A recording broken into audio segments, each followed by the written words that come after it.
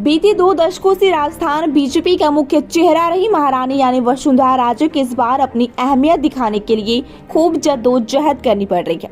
जयपुर से दिल्ली तक महारानी के दौरों से यह संकेत मिल चुके हैं कि इस बार का चुनाव शायद महारानी के लिए मुश्किल भरा है, क्योंकि भैरव सिंह शेखावत के बाद से राजस्थान में वे अब तक के सभी चुनाव का वह मुख्य चेहरा रही हैं।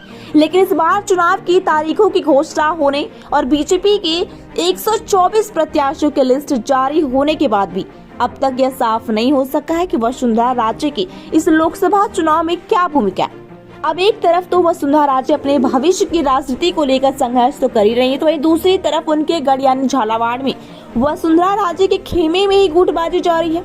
आपको बता दें कि बीजेपी के द्वारा जारी दूसरी लिस्ट में वसुंधरा राजे को उनकी परंपरागत सीट यानी झालरापाटन से ही उम्मीदवार बनाया गया है। महारानी का प्रभाव ऐसा है कि झालावाड़ जिले की 4 विधानसभा सीटों पर बीजेपी का ही दबदबा देखने को मिलता है। बीजेपी की ओर से झालावाड़ में 4 विधानसभा सीटों पर प्रत्याशियों की घोषणा भी कर दी गई है।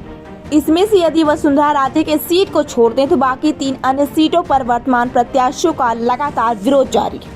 मनोहर थाना से उम्मीदवार गोविंद रानीपुरा का तंवर समाज सहित अन्य लोगों ने विरोध जताते हुए पुतले का दहन तक कर दिया।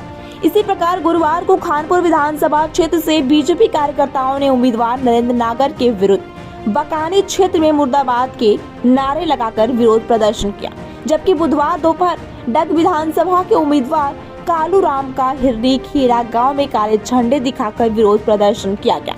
जिले की राजनीति की बात करें तो पूर्व सीएम वसुंधरा राजे सहित 3 अन्य उम्मीदवार इसी विधानसभा क्षेत्र से वर्तमान में विधायक हैं। ऐसे में अब बीजेपी के सामने विरोधियों से निपटना किसी बड़ी चुनौती से कम नहीं।